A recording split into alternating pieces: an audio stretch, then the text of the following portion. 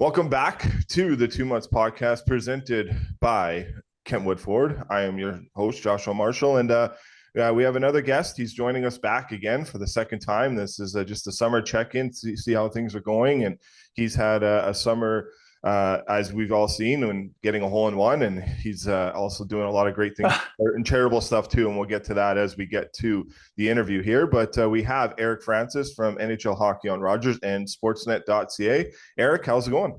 I'm excellent, my man. Thank you. How's your summer going? Yeah, no, not too bad. As we were just kind of connecting off recording, got to connect with some family members that I haven't seen in quite some time. So that's always a win.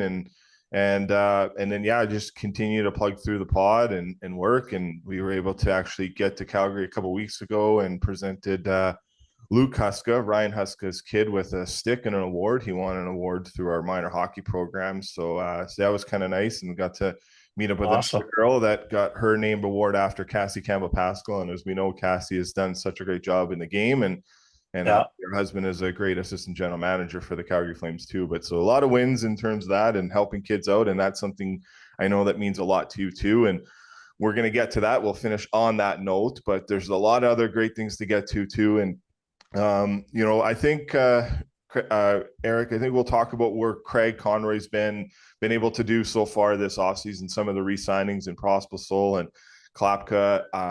There's been some good ones in terms of that, and obviously Joel Hanley coming back to the organization as well too. But just your body of work of what Craig has been able to do so far to date this season. yeah. A couple others that he signed. Justin Kirkland, very popular. He's fourth line center, but really big in the room. Matt Coronado's a big signing for the Calgary Flames. 7 years. That's some tidy bit of business for the Calgary Flames, and it's Morgan Frost. He re-upped as well. So he's got a lot of the minor things kind of done. I think the Coronado thing's a major signing in a city where we're so used to seeing guys walk.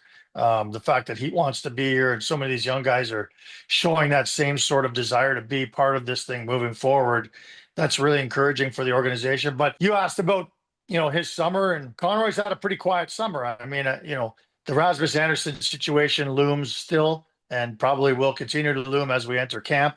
I don't think that's great. A, that they're not getting the offers that they thought they were going to get, and B, the distraction that I think it poses if they open camp with him. But either way, they're waiting to get what they think is market value. But other than that, being quiet this summer, I think for Craig Conroy has actually been a good thing. And some people would say, well, what do you mean? They didn't make the playoffs and they didn't do anything. And I would say, look, I think patience has been his biggest virtue as a general manager. I think he continues to exhibit patience with Rasmus Anderson, with Connor Zari's situation. They still haven't signed him. But also with the big bag of cash that they've got sitting there, all that cap space, it's got to be so tempting for any general manager. As soon as you get money, you want to spend it. But they're waiting for that rainy day. That's that rainy day fund when this team really is a contender, in a couple of years' time, theoretically. That's when you make that big splash and you go out and you get the Mikko Rantanen or Mitch Marner or whoever the big fish might be on the open market. And it's not that easy because you got to make sure that they want to come here. But the first thing you have to have is that bag of cash to let that be a possibility. So I think it's good that he's been quiet because I think that this team is building something, they're moving in a very good direction. Yeah, and we all know that there's been some off seasons, not to his doing, but just in the situations where there's been a lot of drama, a lot of conversations going on, Yeah. and obviously that hasn't been the case this go around. And yeah, I would say even somewhat last summer too has been that case. I know we make a lot about Rasmus Anderson and where he might go, and the question I might pose to you, and I'm just thinking it now as you're talking, is there any which way that he stays? And the reason why I ask that is you've been around this team for such a long time, dating back to before he was even in this organization. But my point is the culture of this organization is carried on from players to players to players, if not probably the best culture in the National Hockey League. And I'm biased, and you might be biased to that too. But I think Ras plays a big factor in the current culture that's there now. Is there a fear that when he's not there, and I say that too because I think you guys kind of talked about it, meaning you and Pat, on Friday on your show with Pat, that it's going to be awkward when we walk into that locker room and his stall's not there with his name on it. But should we be prepared, or is there a way that maybe this kind of comes full circle and he does resign and he does the typical, maybe not the 8 years, but maybe it's a 6 year deal. What's your thoughts? Yeah, it's always possible. I'll just say that it is a slight possibility because he's not unhappy here. He loves Calgary. He loves this organization. It's all he's ever known. And it's not like he's unhappy and wants to get out. Like I could name a couple guys who recently left this organization who couldn't wait to get out. They didn't like the city, they didn't like the weather, whatever the case, where they didn't like losing. And I get a lot of those things are not all that. People don't love all that stuff, but at the end of the day, there is greener grass out there, and there's bigger bucks out there. And I think he owes it to himself to go out there and get that big dollar and to pick the market that he wants the most. And look, I love Calgary. I'm a proud Calgarian. I think it's the greatest city in the world. But if I was an NHLer and I had 31 other cities to pick from, not sure how high up on the list Calgary Flames would be. And I say that with all due respect, Correct. because it's a class organization.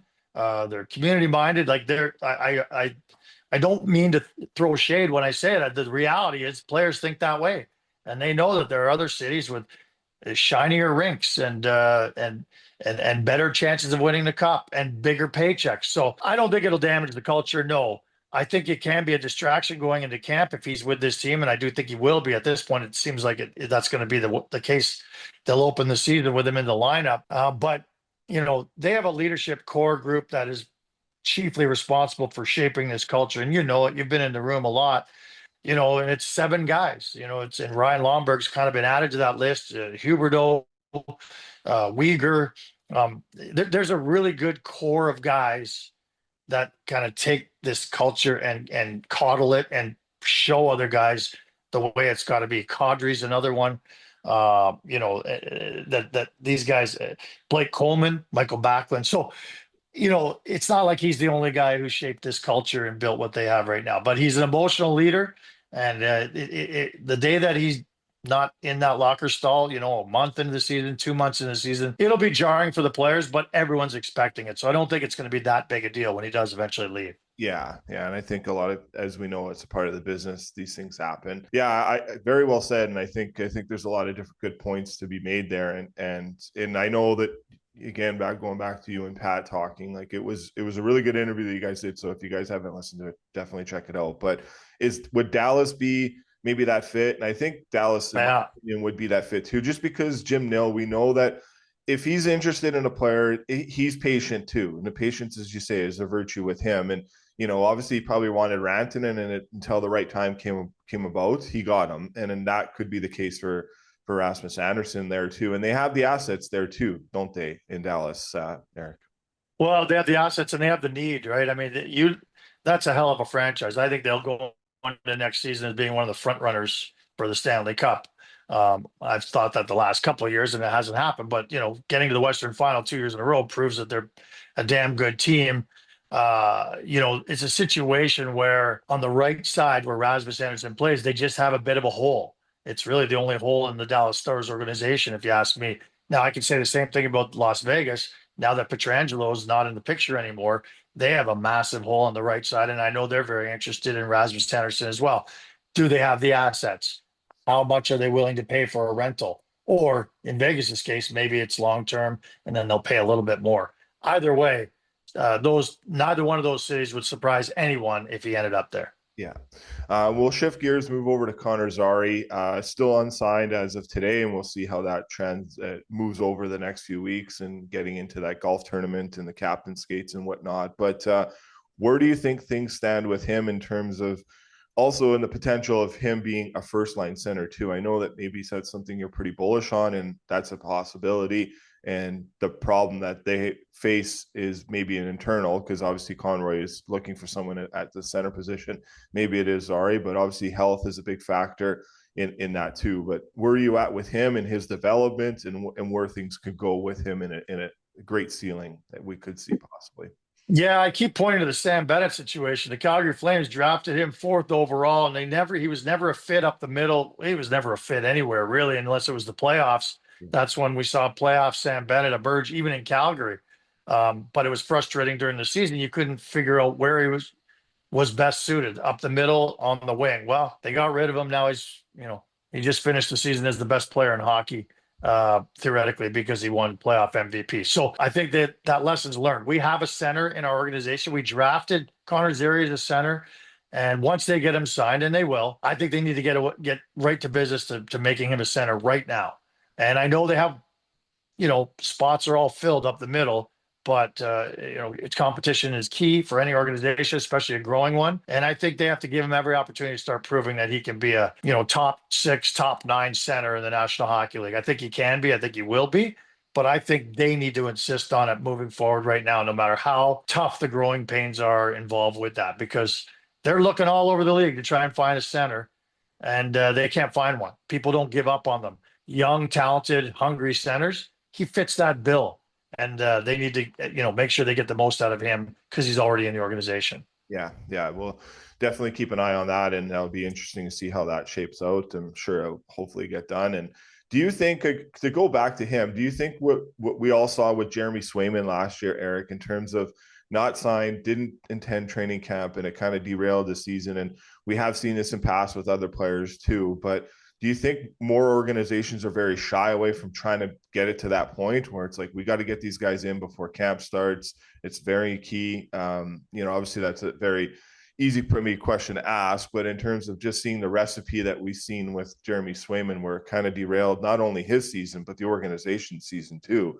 And I'm not trying to make Zary in the same boat as that. It's two different positions, but Zary is an important player for this team too, as you would say. Yeah, like this GM, no GM in the league wants a player holding out. No player wants to hold out. I'd be stunned if it got to that point where he was a holdout to miss even one day of camp. I just don't think that it's in him to kind of make that sort of stance. I think at some point, both sides are going to kind of swallow hard, sign a deal that maybe neither's really comfortable with, because they just don't know what he is. I mean, I know he thinks he's a 20-goal, 50-point guy in the league. I think he is. That's a minimum that I think he can be. And I think the organization believes that too. But because it was such a lost season last year with the 2 injuries that he had, they don't really know or have numbers to kind of compare him to that make both sides happy. So they're in that gray area right now. So they'll find a number. It'll be a short-term deal. Yeah. Player will probably, at the end of the day, no matter what the deal is, I guarantee he's going to swallow hard and say, I'm going to show these guys with every practice and every game I play that they should have paid me more. And then my next deal, I'm going to more than make up for it. All right. We'll finish up on that on the Flames. And obviously we still got to see if Huska gets his extension, where I'm sure that will be a no-brainer to get done at some point here. But yeah, in your thoughts, what's your thoughts of what he's been able to do, not only at the NHL level, but he's kind of checked all those boxes leading up to where he's gotten to now at this level. But today's coach, isn't he, Eric? Yeah, he is. He's player-friendly coach. They love him. They respect him, but he's got a baseline that's not negotiable. Yeah. And, I think he's done a good job establishing that. And look, culture is largely under the, that's the coach's issue, to try and help form the culture. The GM plays a role, the players play a role. But this coach has been so inclusive. Like, he basically will always defer and give credit to the core leaders who have built the culture here. That's not always the case. The previous coach didn't care what the players wanted in terms, they didn't really have that much feedback. He's working with them, and I think it's helped strengthen the bond between the coach and the players, management. And I give him all the credit in the world. X's and O's wise, he's figured out they have to be a defensive first team. Look, they were at one point, they were last in scoring in the National Hockey League last year. I think they finished 4th or 5th last. That's still going to be a big issue this year, but to challenge for a playoff spot and be tied for the last playoff spot, despite being 4th last in goals last year, that says a lot about the coaching to me. Obviously, goaltending played a role too, but you have to cater to your strengths and try to cover your weaknesses. And I think he does a good job with that. Yeah, he definitely does.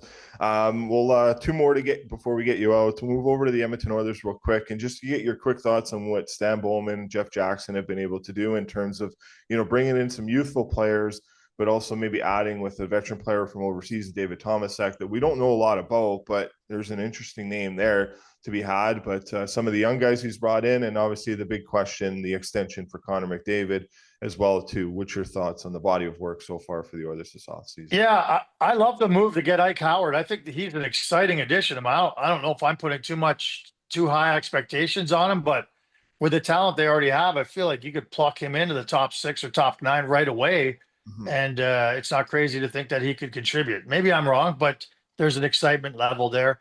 Matt Savoie, to me, is one of the most exciting young players. I know he's undersized, but I still think that guy, on a skilled team already, I think he's just going to add, tremendously this year. I think he'll be a full-time guy. And, those two young guys really excite me. So I don't think you really had to go, they got rid of some of the gray beards and Evander Kane and Corey Perry. And those young guys are going to have to step up and play not the same role, but important roles. The Connor McDavid thing, I feel like it'll get done. I'm looking 3 or 4 years. I think he's going to be fine to take a bit of a significant haircut from what he could demand, as the best player on the planet. But I'm confident that's going to get done. And, the one thing I just keep hearing from anyone who talks about the Oilers is always the goaltending. When are they going to address the goaltending? Can they address the goaltending? Will they address the goaltending? That seems to be the hottest topic when it comes to the Edmonton Oilers outside of your marketplace. So that hasn't changed. I feel like they're going to have to be creative if they're going to make, affect some significant change there. I thought Dan Vladar actually would have been a great fit there, to be honest. But either way, I mean, they just couldn't fit him in, and maybe there wasn't a desire to have him there. But that's the last kind of question mark, other than Connor McDavid, that I will have going into the season and even throughout the season. Do they still think at some point Stuart Skinner can get this done, or do they eventually have to go and move off of what's been one of their Achilles heels for a while? Yeah, for sure. And then that's the kind of the elephant in the room question that does creep up a lot, and it's dominates social media too. So we'll finish up on a great note. Again, tip your cap to the amazing work that you do in the community of Calgary and giving back. And you have a very special event coming up on October 23rd in Calgary at Cowboys. Eric Francis Pigot Pizza, I believe that's what it's called. Correct me if I'm wrong, but can you let our listeners know about the event and then how they can get involved if they wish to attend as well? Yeah, it's the Pizza Pigout. It's the 23rd annual. I started this silly little pizza party. Actually, it was almost 30 years ago. I took 5 years off at one point, but we've raised almost $1.5 million for Kids Sport Calgary and various other charities in town. And it's October 23rd. We just set the date. I appreciate you letting me kind of throw that out there, because we count on people to buy tickets, and they come and they can eat unlimited pizza from hundreds of pizzerias around town. They all bring their best pies, and you just meander in and out with all sorts of Flames players, Stampeders players, all sorts of Olympic athletes. You just kind of rubbing elbows with who's who of Calgary while eating the best pizza in town. And you always leave there finding your new favorite pizzeria, whether it's a restaurant or a pizzeria that delivers. And you're doing it all in the name of supporting Kids Sport Calgary. So it's our 30th anniversary for Kids Sport Calgary this year. So, we have a goal this year of raising $130,000 at the Pigout. It's at Cowboys, which is always a good time. Yeah. Tickets go on sale next week. Okay. And you go online, ericfrancispizzapigout.com, and you get all the information there. So thanks for giving me the platform. No worries. And thanks for everything. You got to come. You got to come this year. I am going to come. I'm definitely going to come. I'm going to book it off work.